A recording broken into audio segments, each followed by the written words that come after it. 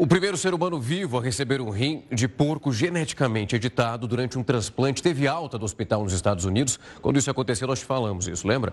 O paciente Richard Slayman, 62 anos, afirmou que há muitos anos não se sentia tão saudável.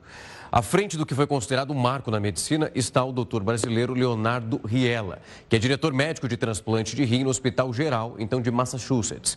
Hoje à tarde eu conversei com esse cirurgião para falar dos desafios a partir de agora. E você vai acompanhar essa entrevista exclusiva. Olha só. Doutor, muito obrigado por nos receber, principalmente num momento como esse. Nós acompanhamos há pouco mais de 2 semanas o que foi divulgado no mundo inteiro, o sucesso desse transplante e como o paciente foi se desenvolvendo até aqui. Pela mídia internacional, inclusive também a nacional, hoje também mostramos que o paciente recebeu alta. A minha primeira pergunta é justamente como ele está nesse momento, vocês acompanhando a evolução, e qual é o estágio dele agora. Boa tarde a todos. É sensacional ver a melhora do estado de saúde dele. Então, ele, desde que entrou e recebeu o transplante faz 2 semanas, ele não precisou mais de diálise e antes de ter alta do hospital, a gente conseguiu remover o catéter de diálise dele, que manteve ele fazendo diálise nos últimos meses. E, felizmente, o rim está funcionando super bem e todos os exames laboratoriais estão bons e a gente mandou ele para casa justamente por isso, porque estavam as coisas estáveis e que deixaram a gente manejar daí ele em casa. Doutor, eu imagino que uma das preocupações a partir de agora é, inclusive, ouvir uma entrevista do senhor dizendo que é muito importante que ele consiga atingir uma qualidade de vida muito semelhante durante o processo antes da diálise, para que ele conseguisse viver de uma maneira muito digna. A partir desse momento, onde ele consegue voltar para casa, como funciona também esse processo de acompanhamento e o que vocês estão de olho nesse instante para, atingimos o ponto que desejávamos dentro dessa cirurgia? O transplante é um tratamento, não é uma cura. Então, ele vai ter que continuar tomando medicamentos para evitar a rejeição do rim. Para a gente identificar a rejeição, a gente vai fazer exames de sangue de rotina, inicialmente 3 vezes por semana e depois 1 vez por semana, e espaçando assim que as coisas estejam mais estáveis. E, além disso, a gente vai ver ele na clínica também para avaliar a pressão e outros parâmetros médicos para ter certeza que está tudo bem, né? Então, é um processo que não termina no momento que o paciente tem a alta, vai ser um acompanhamento próximo. Nos primeiros meses pós o transplante, tem um risco de infecção maior, porque a gente tem que usar medicamentos para enfraquecer o sistema imune para que não haja rejeição. Então, nessas primeiras semanas pós-operatório, a gente pede para ele que tenha um pouquinho mais de cuidado, né, e não de repente ir em lugares talvez onde tenha pessoas doentes e assim por diante, mas que essas limitações e essas barreiras vão sendo removidas a partir do tempo, assim que o sistema imune dele comece a ser reconstituído, voltando a quase um estado normal. Doutor, quando a gente fala de um paciente que passou por um transplante, como o senhor explica muito bem, são necessários cuidados para que a cirurgia ela continue trazendo os benefícios, ainda mais um paciente num caso de sucesso como esse que nós estamos acompanhando. Quando a gente olha para a rejeição, isso foi pensado através dos estudos que vocês fizeram antes mesmo do nascimento do animal, esse porco. Houve uma mudança genética para que essa rejeição não acontecesse justamente depois do órgão transplantado. Eu queria entender um pouco desse movimento e como foi feito esse estudo. Isso. Então, se no passado, nos anos 60, já foi tentado fazer um transplante de um rim de porco em humano. Só que a incompatibilidade era tão grande que havia uma rejeição imediata, em segundos, depois de fazer a cirurgia. E com os anos a gente aprendeu que existiam, na verdade, incompatibilidades que a gente poderia modificar.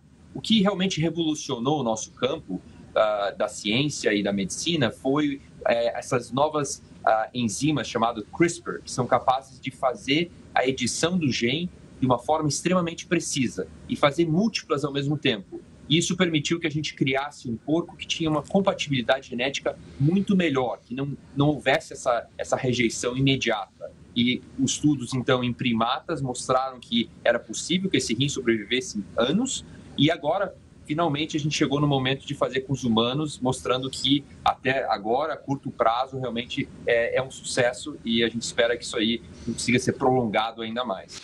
Doutor, quando a gente olha para esse paciente específico, esse homem tem 62 anos e ele já tinha condições antes desse transplante. Quando eu digo condições, alguns problemas de saúde envolvendo a parte coronária e outros requisitos que são muito específicos, o que eu imagino que foram muito bem pensados, onde ele se torna elegível para um procedimento como esse.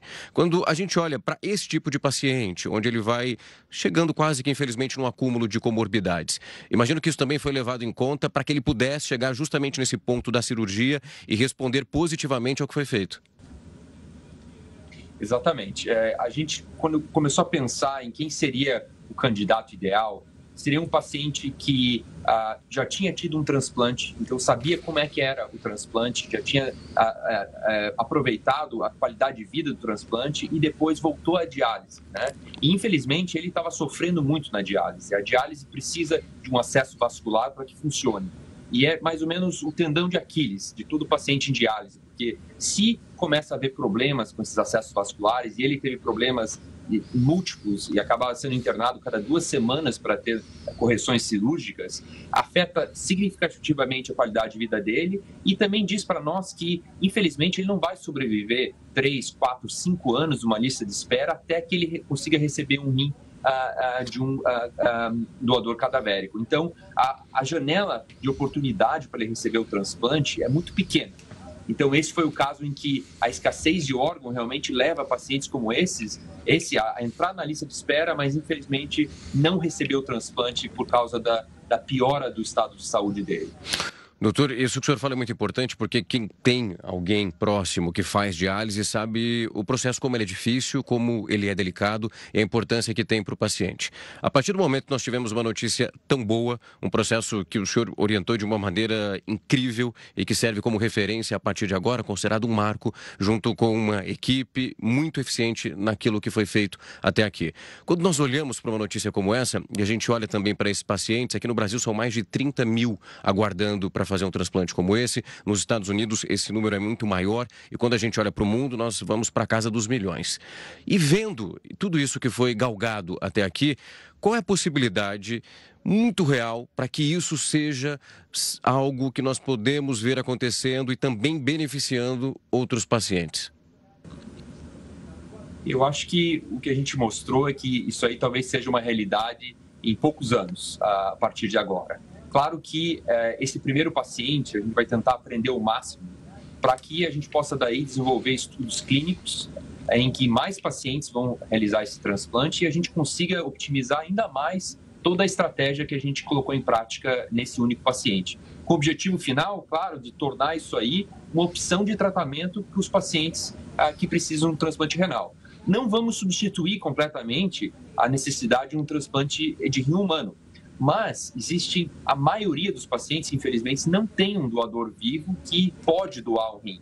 Então, eles acabam ficando na lista de espera e isso aí cria uma oportunidade, uma alternativa à diálise para pacientes que estão saudáveis e que realmente precisam do rim sendo transplantado no momento em que eles ainda podem sobreviver a uma cirurgia, se recuperar e aproveitar com qualidade de vida os anos para frente. Doutor, quando a gente fala em qualidade de vida, é possível, nesse momento, quando nós olhamos um transplante dessa magnitude, conseguir ter uma referência em quanto tempo esse órgão, há uma previsão de que ele funcione exatamente dentro daquilo que é esperado? Há um prazo de vida para que essa cirurgia continue trazendo os benefícios para o paciente? É muito difícil a gente comentar a duração desse órgão pós o transplante. A gente baseia muitas das nossas informações nos modelos animais pré-clínicos de primatas.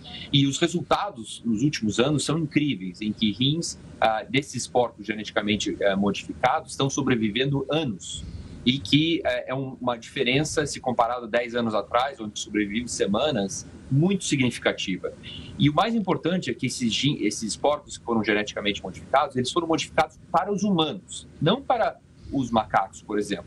Então, a possibilidade deles, então, sobreviverem ainda melhor nos humanos é ainda maior.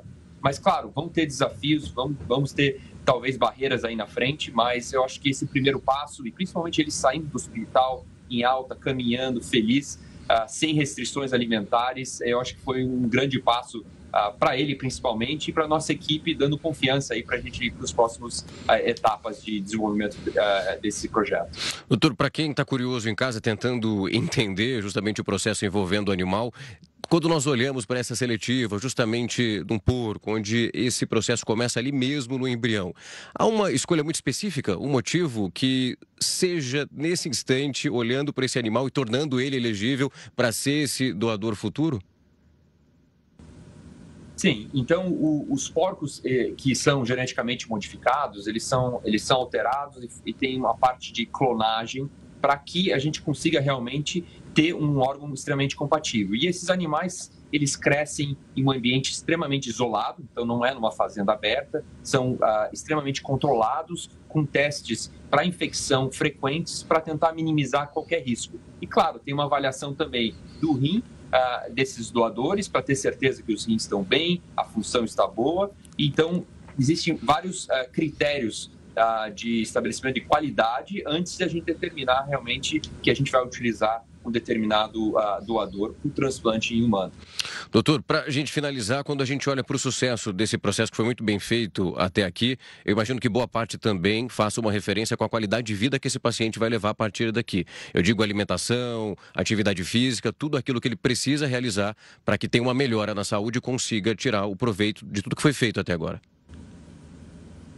Com certeza. Eu acho que a vida do paciente em diálise tem uma série de restrições alimentares, como você comentou, de tempo, porque a diálise toma um tempo violento desses pacientes e que não permite, às vezes, eles trabalharem em horários normais e, além disso, não permite que eles viajem. Então, nosso paciente, por exemplo, tinha família em outros lugares do país e do mundo e, por causa da diálise, não poderia nem planejar fazer essa viagem. Então, eu acho que realmente traz uma qualidade de vida para o paciente que é inigualável quando comparado à diálise. Doutor, eu queria agradecer muito o tempo e a disponibilidade. Quero parabenizá-lo mais uma vez e também toda a equipe envolvida nesse procedimento que é incrível, que foi divulgado de uma maneira estrondosa devido à qualidade daquilo que foi realizado e também o nível de excelência de todo esse estudo desde o início até a saída desse paciente do hospital e continuamos torcendo para que ele se recupere cada vez mais e tenha muita qualidade de vida. Muito obrigado por nos atender. Não, obrigado. Tá aí, essa conversa que tivemos hoje, então, com o Dr. Leonardo Riella, ele que continua trabalhando em Boston, tem uma ligação extremamente importante com esse tipo de procedimento. A gente continua torcendo para que essa possibilidade seja mais palpável para muitas outras pessoas. É um processo que o estudo ele continua avançando e nós sabemos, quem tem uma pessoa em casa que faz diálise, o quão sofrido é e como isso vai limitando a vida da pessoa. Para uma melhora futura, mas uma melhora que seja rápida também.